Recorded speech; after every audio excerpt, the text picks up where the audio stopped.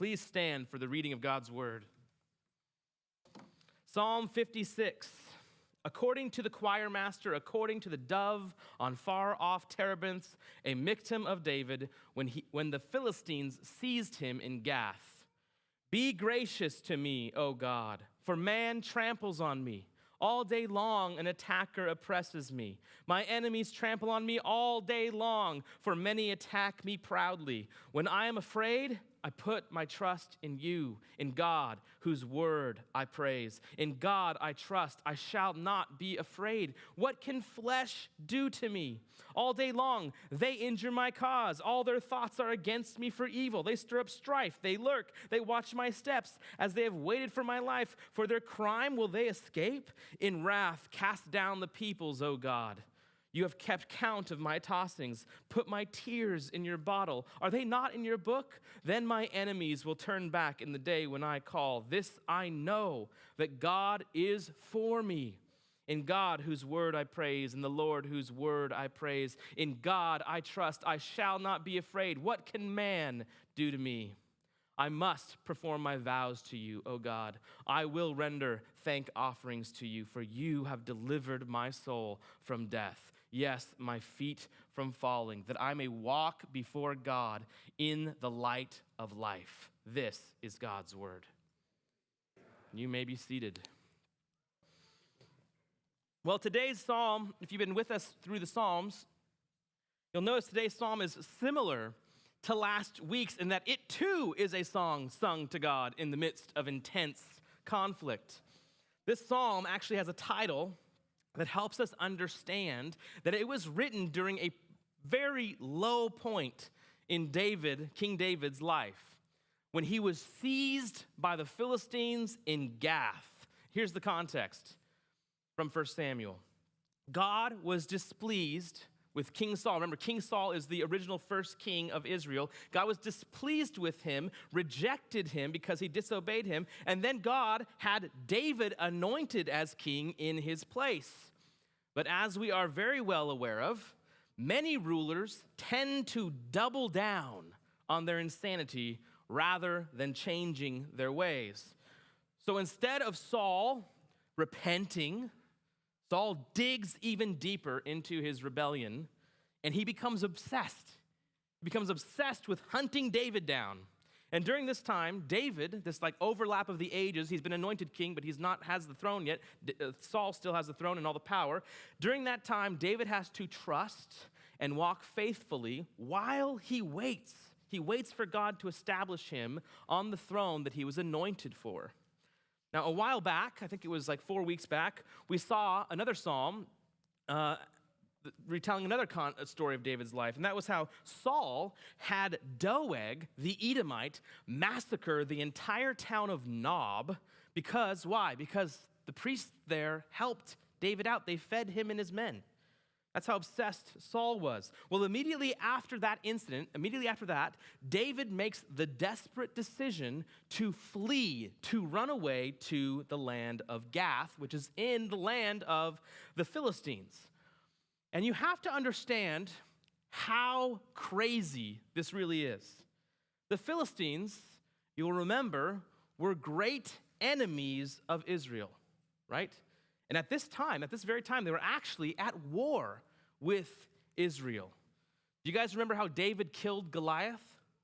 You know where Goliath's hometown was? Gath. He was from Gath. He was the hometown hero of Gath. Well, now, David is rolling into Gath, and you know what else he has? We learned this from earlier in 1 Samuel 2, but he actually has Goliath's sword hanging from his waist. He just got it from the priest in Nob, who was keeping it after he killed Goliath. And so he's going into Gath, not just, a man in enemy territory. He's got the hometown hero's sword on his hip as he's rolling into Gath. That would be like members of the Taliban flying into Washington, D.C. with an American aircraft they obtained when they took over Afghanistan. That is crazy. That is insane. We have a phrase for this. He was running away from Saul, but he ran to Gath. The phrase is out of the frying pan into the fire. This is an insane move for David to make. And this shows us just how bad things had gotten for David. Why does he flee to Gath? Why? Well, I can think of some reasons. Maybe it's because he's afraid that Saul will massacre whatever next town he goes to in Israel that happens to help him out, like he did with Nob. Or maybe he flees to Gath because he thinks Saul won't pursue him there. Or maybe he flees to Gath because he's so oppressed, he's just like lost his ability to think. Crazy as it was, being a refugee in enemy territory seemed like the best option to David. And surprise, surprise, David's recognized. They noticed this guy. They remember this guy. We read in 1 Samuel 21, this is what happened. The servants of Achish, who is the king of Gath, said to him, "Is not this David, the king of the land? Did they not sing to one another of him in dances? Saul has struck down his thousands, but David his 10,000s." And David took these words to heart and was much afraid of Achish, the king of Gath. Notice, this is something interesting. This is one of those moments in the Bible where somebody says something more true than they even know and realize. The Saul is still king at this point. But did you notice that these guys see David and they say, this is the king. This is the king of the land. This is the king of Israel. And they think that maybe because they heard all these pop songs about David, singing, Saul has killed his thousands, David his 10,000s, which, by the way, do you know who those 10,000s were? Philistines. Okay? So now David's in Gath. They think he's the king of their greatest enemies. He's the one who kills tens of thousands of their men, by the way. And David hears this, and he's like, this does not bode well. They think I'm the king, and they know that I'm the guy who's killed tens of thousands. And we're told that David was much afraid of Achish. According to David's very simple calculations, things did not look good. And he's filled with fear. And that fear is the context of our psalm today. This psalm is about facing our fears with worship. And it shows us how we can overcome our fears by faith. And so today's sermon is going to look at three things the psalm teaches us to do when we are afraid. So the first is this: pray your fears to God. Second, apply God's word to your fears. And third, walk in faith and thankfulness. One of the things that we learn throughout the book of the Psalms is that worship is bringing every aspect of our life to God. Like, if you go read through the Psalms, you see a psalm for almost every kind of experience you might encounter. There's songs of praise, songs of lament, songs of crying out for God to act in justice, songs of just what seems like some form of deep, dark despair, but clinging to God by just a hair, just clinging to him in worship. And that is because, something we talked about last week, God, when he makes us his own, he purchases us, right? Christ purchased us from death, from our sins. He made us his own. And what it means for God to be our God and for us to be his people is that everything, all of our worries now belong to God. All of our fears now belong to God. We take all those things to them. That's what it means for him to be our God and for us to be his people. He has bound himself to us by covenant grace, and now he claims our fears as belonging to him. So we owe him. We need to bring them to him. And so David models this for us by crying out to God with his fears. He says, "Be gracious to me, O God, for man tramples on me all day long. An attacker oppresses me. My enemies trample on me all day long, for many attack me proudly." Maybe you've had situations in your life you would compare to David's. Maybe not. But even if you haven't had situations like this, does not mean you have not experienced fear, right? It is an easy thing to live in fear. All you have to do is just put your mind to it. It's really easy. Fear comes in many varieties. You, for instance, do not know what tomorrow holds. You could live in perpetual fear of that uncertainty. You can fear economic disaster. You can fear encroaching totalitarianism and weird colored backgrounds and destro-like leaders. You can fear threats of war. You can fear sickness. You can fear getting in a car accident on the way back from work. You can fear relational drama. You can fear loneliness. You can fear what people will think of you. If you think about anything long enough, you can figure out a way to turn it into a fear. That's because our fears are kind of like idols. You can turn anything into an idol. David describes his fear as something that just won't leave him alone. All day long, the attacker oppresses him. All day long, his fears trampling on him. Have you ever had fears like that hang over your whole day? Fears that just won't go away? Fears when you wake up? Fears when you're trying to go to sleep? What we fear, like what we worship, ends up becoming a very powerful thing in our life. It ends up becoming very formative.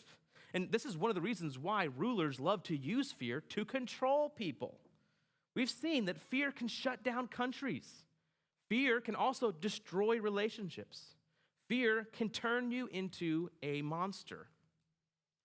But when David brings his fear to God in prayer, he shows us what it's like for faith to overthrow fear. He actually takes his fear and he's wrestling with God over his fear. He starts by saying at one point, when I am afraid, and then he ends in the chorus by saying, I will not be afraid. That's what faith does. It wrestles.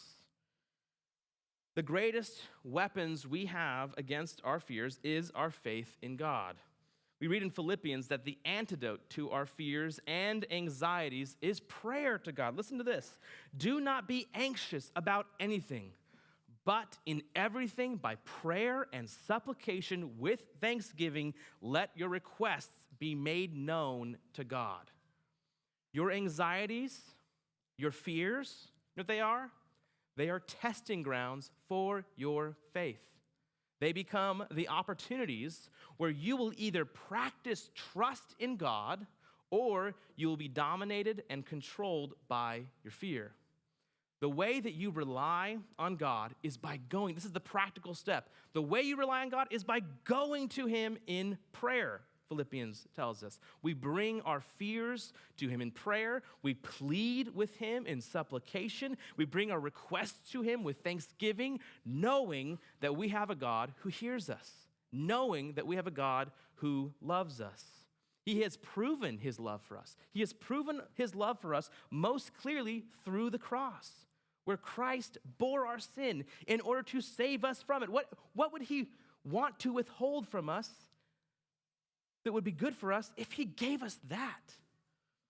David has two basic requests that he brings to God. His first request is this: be gracious to me.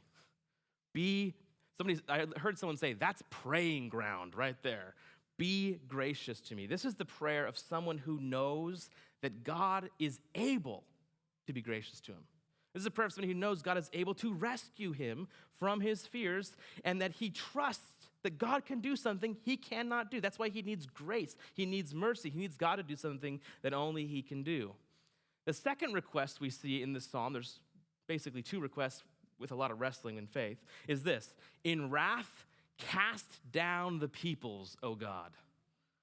That is the prayer of someone who trusts that God is greater than all of his enemies and all of his fears. He can cast them down. That's why he asks him to. Nothing will demonstrate more what you trust in than your prayer life. And yet so often, right, we are prone to prayerlessness. We are prone to prayerlessness. I'm going to guess, based on my own experience, that we could all use some encouragement to bring our fears and anxieties to God in prayer. I believe the reason that we so often neglect prayer is because we fail to grasp the power of it. We fail to grasp the power of prayer. Often we tend to think of prayer as just this personal exercise that God's given us to just train our hearts, rather than the very thing God, which it does do that, rather than the very thing God uses, he has ordained that prayer is the means by which he accomplishes great things in our lives and in the world. That's wild when you think about it, right? God wants to act upon our prayers. And he's actually ordained not just the plan for his plans, but also that our prayers are part of that plan. James has a wonderful passage about prayer. James 5:16-18 says this: "The prayer of a righteous person has great power in its working. Elijah was a man with a nature like ours, and he prayed fervently that it might not rain. And for 3 years and 6 months, it did not rain on the earth. Then he prayed again, and heaven gave rain, and the earth bore its fruit." I always remember being struck by that part where he goes, and Elijah, who, by the way, has a nature just like ours, did this prayer, and the water stopped. Because first off, like, how many of us want to stop the rain? But what is he doing when he says he has a nature like ours?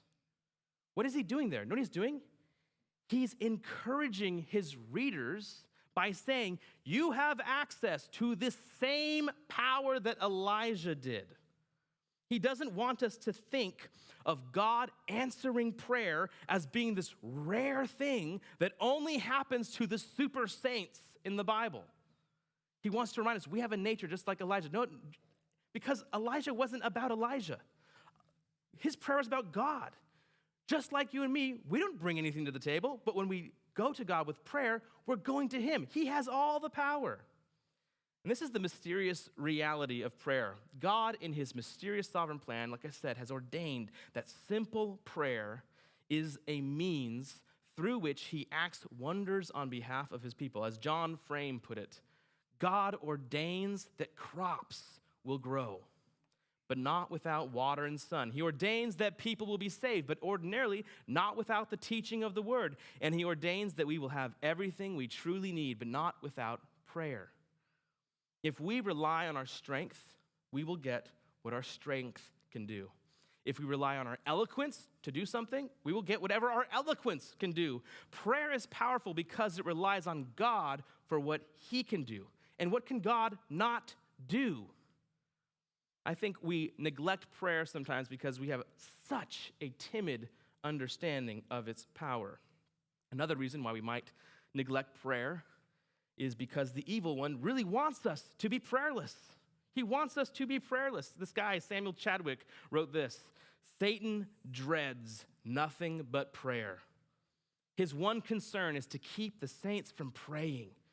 He fears nothing from prayerless studies, prayerless work, prayerless religion. He laughs at our toil. He mocks our wisdom, but he trembles when we pray. So if we truly want to overcome our fears, we must go to God with our fears in prayer. We must make our requests known to him. We must do so knowing, and with faith knowing, there is nothing more powerful that we could do than to go to God and ask him to act on our behalf. We must also learn to see our fears through the fear of God, which brings me to my next direction we get from this psalm, which is apply God's word to your fears. Not only did David bring his fears to God in prayer, but like I said earlier, he wrestled with his fears and he fought them by recalling what God revealed about himself in his word. This song, I said, it has a chorus, and it gets repeated. You know, not all psalms have chorus. This is a unique one, and I love the chorus for this psalm. It says this: when I am afraid, I put my trust in you, in God, whose word I praise. In God, I trust. I shall not be afraid. What can flesh do to me? And later he says, what can man do to me? When he's afraid, he's reminded to put his trust in God, and he praises, notice, he praises his word. Why is that? Because it's his word that reveals that God is trustworthy.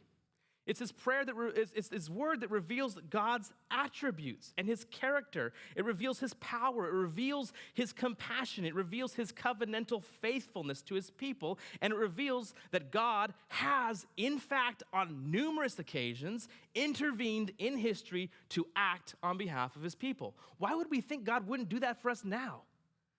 It's the regular thing that happens over and over again in the Bible. because he's the God of his people. And we are his people. We should, with faith, know that he desires to act on our behalf.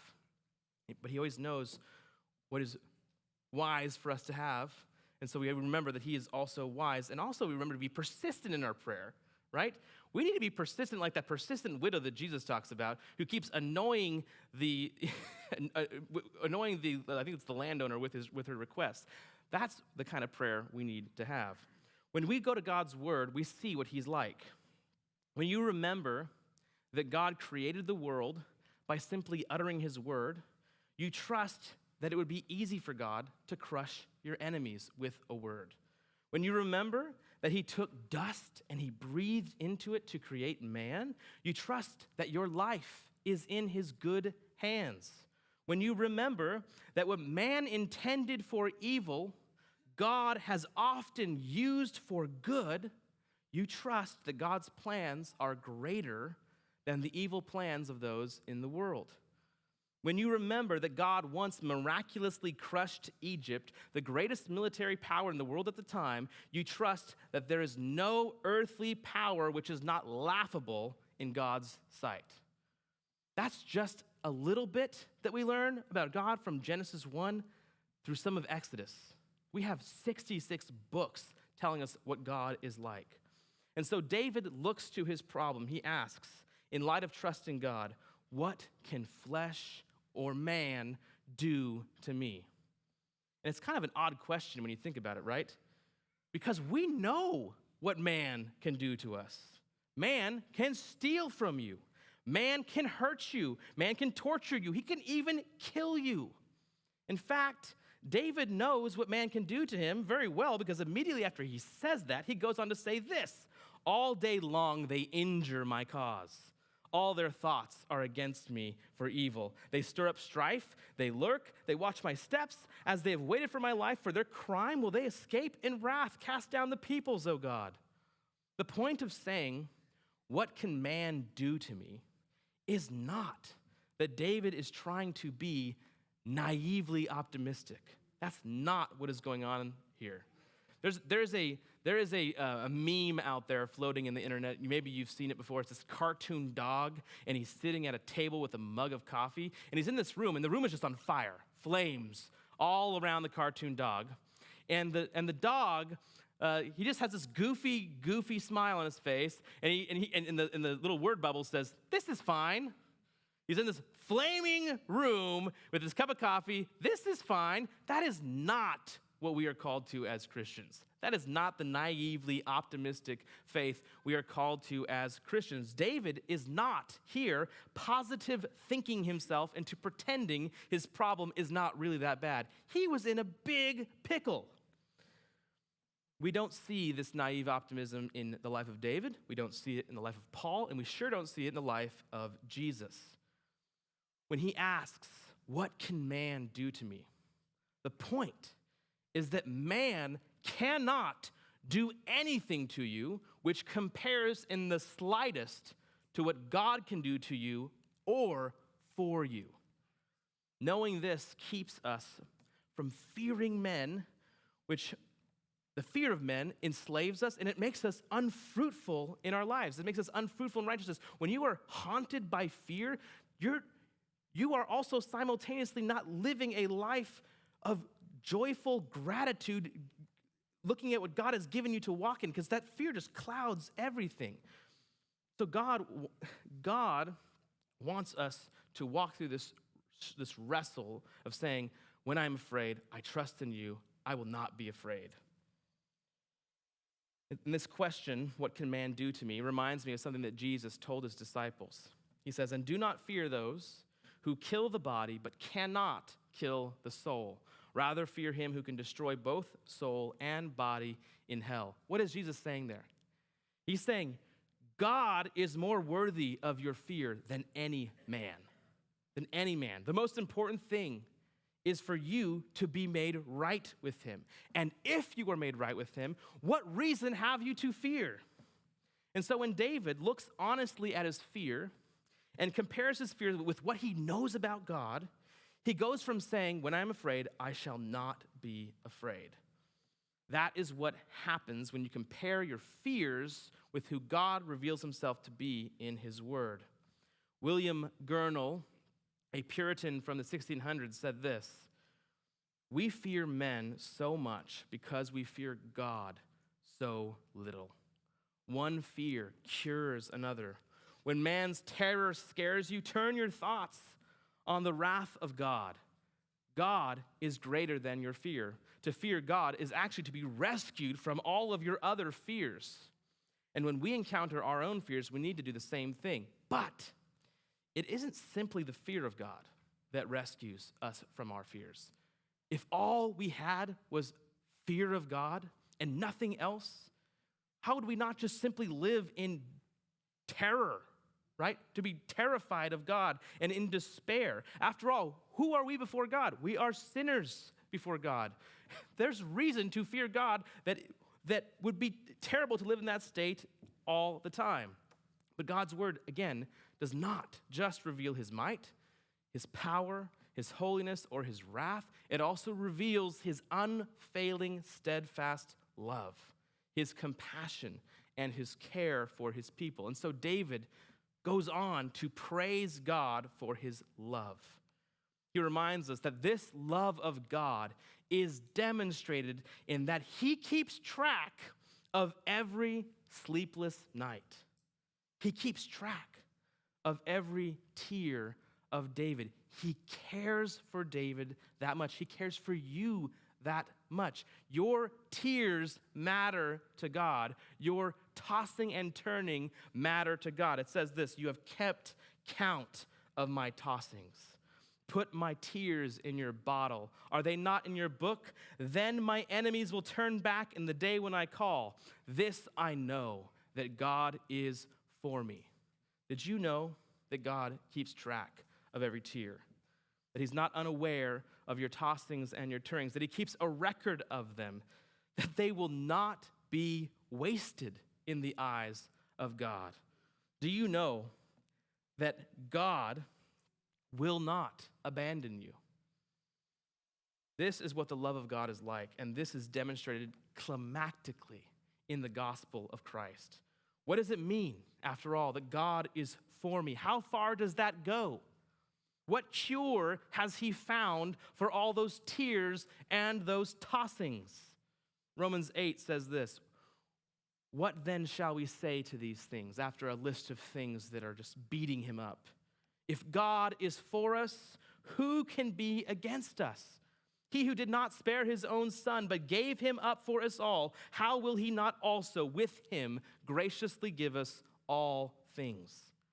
If God is for us, who can be against us?" If fears are mounting on every side, you know what faith says? Faith says God is greater. When fear is tempting you to despair, faith says Christ, by his blood, has purchased a hope for me which no thief can steal. When the enemy taunts you and says, "There's no way out, we've got you closed in," do you know what faith says? Faith says, they tried the same thing on Jesus, and you know what? He came back. We read in Colossians that in the cross and resurrection, Christ disarmed the rulers and authorities and put them to open shame by triumphing over them in him. The cross reveals that God is able to turn the greatest and most fearful execution the world has ever known into a means of triumph over the very rulers who relied on that fearful threat for their power. The love of God demonstrated in the cross and the resurrection of Christ has freed those who trust in him from every fear which enslaves us. Did you know that was one of the aims of the cross? To free you from fear? That was one of the aims. That was one of God's goals, was to free you from fear. Hebrews 2 says this: "Since therefore the children," that's you and me, "share in flesh and blood, he himself," that's Christ, "likewise partook of the same things, that through death he might destroy the one who has the power of death, that is the devil, and deliver all those who through fear of death were subject to lifelong slavery. What can man do to me? Nothing that Christ cannot deliver me from. And without this fear weighing you down, enslaving you, we are now free to anticipate God's deliverance and to live our lives before him in faith and gratitude. Which brings me to my last direction. Walk in faith and thankfulness. After David was seized by the Philistines, do you know how he was delivered from that pickle? Do you know how he got out of it? David apparently decided that since everybody already thought he was crazy, coming into Gath with his sword from Goliath on his hip, that he might just lean into that. I'm just going to go with it. I am going to pretend to be insane.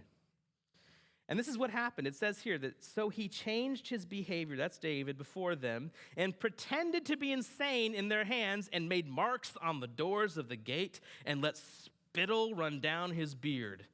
Then Achish said to his servants, "Behold, you see the man is mad. Why then have you brought him to me? Do I lack madmen that you have brought this fellow to behave as a madman in my presence? Shall this fellow come into my house?" That is a weird deliverance, isn't it? David pretended he was crazy. I'm not recommending this, but God used it to deliver him. The result was that he escaped from Achish. A lot of people, you'll read in the commentaries and hear people will quibble about whether this was a proper strategy, whether this is like holy and righteous and good. And I'm looking at it, and this is what David says: "I must perform my vows to you, O God. I will render thank offerings to you, for you have delivered my soul from death. Yes, my feet from falling, that I may walk before God in the light of life." God often acts and delivers us through strange means. The important thing is that our response to such deliverance ought to be a heart of gratitude. So often we expect God to deliver us in a certain way that we're not able to see the way he actually does answer our prayers. And then how often do you pray for something, God gives you the answer to your prayer, provides exactly what you're praying for, but you just like forgot to thank God for doing the very thing you prayed for him to provide for you. We do that so often. Often, I think, because we don't see the ways God has answered our prayers, because we think, oh, well, that came through that. That wasn't God providing that. Yes, it was. God provided a deliverance for David through this crazy thing. God provides for us in ways we often do not expect. A psalm goes from asking God to be gracious to him in light of his fears to then petitioning God to cast down his enemies. And then the song ends with words thanking God for deliverance. Now, some people think that means the entire psalm was written after God delivered David. Some think that just the last portion was written after he was delivered because the tense changes. And some people think that David wrote it this way before he was delivered because he was so anticipating that God would deliver him that it was as though it had already happened. But whichever way you read it, the key is this: David's faith, which also is the means by which his fears were overthrown, is the same thing which propels him to desire to live a life of obedience to God.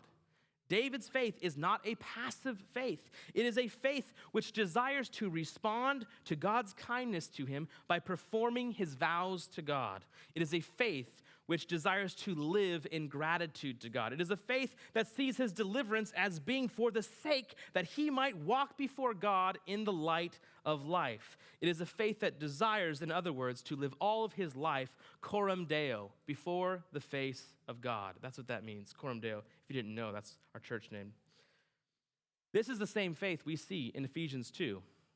For by grace you have been saved through faith, and this is not your own doing. It is the gift of God, not a result of works, so that no one may boast. For we are his workmanship, created in Christ Jesus for good works, which God prepared beforehand that we should walk in them.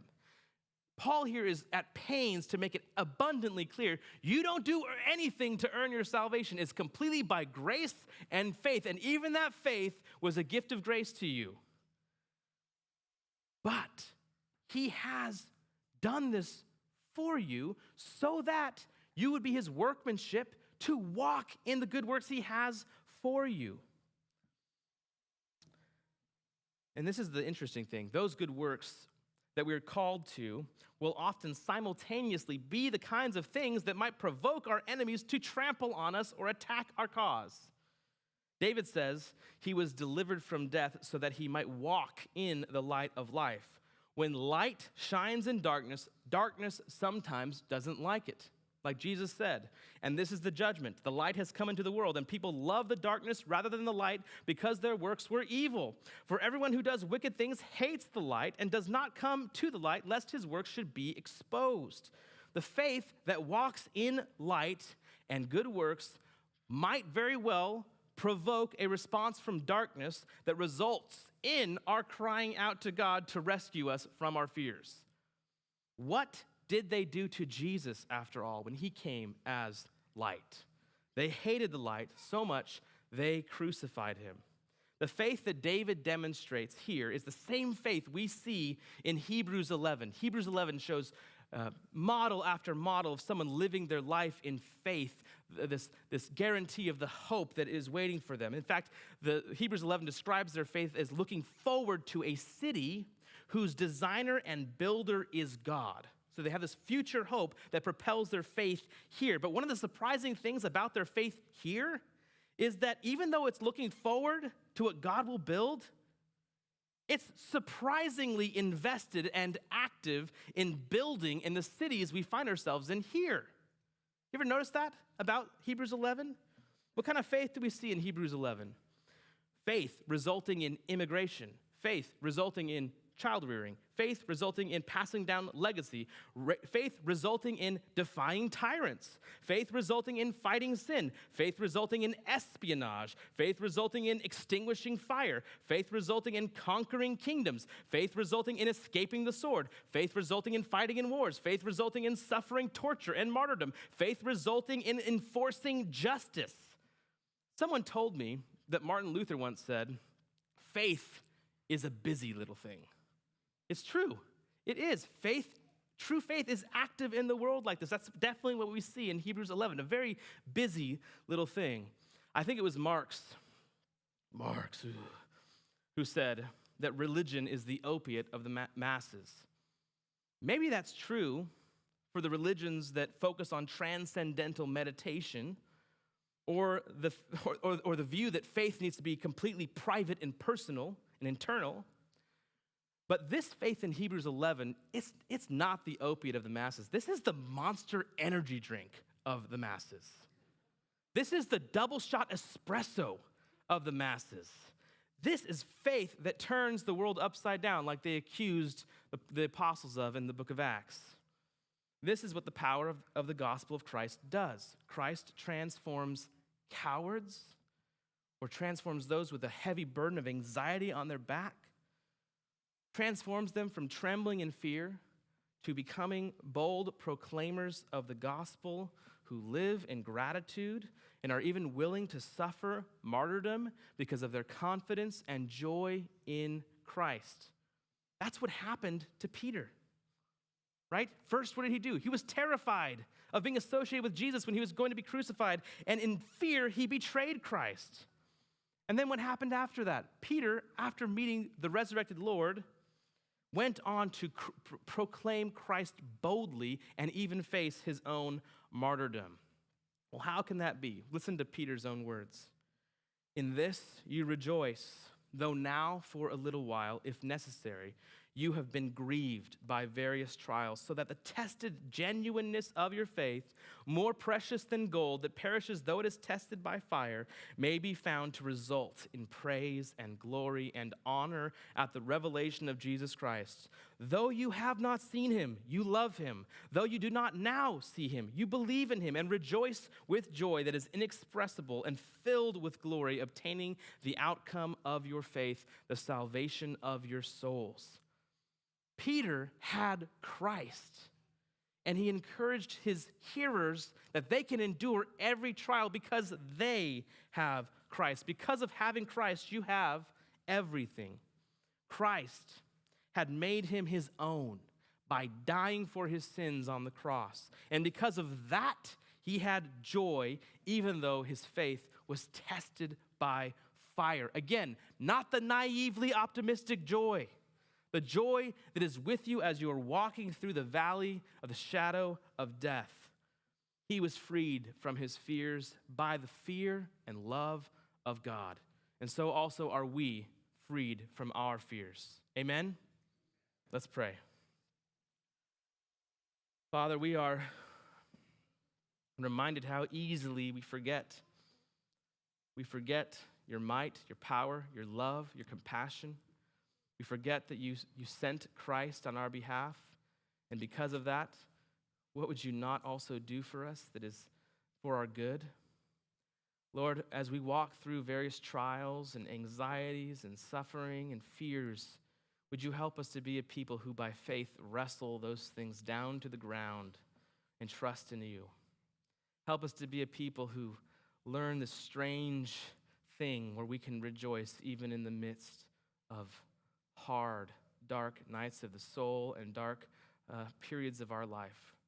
Help us to be a people who are fed by your word and who are a people who run to you in prayer and rely upon you in all things.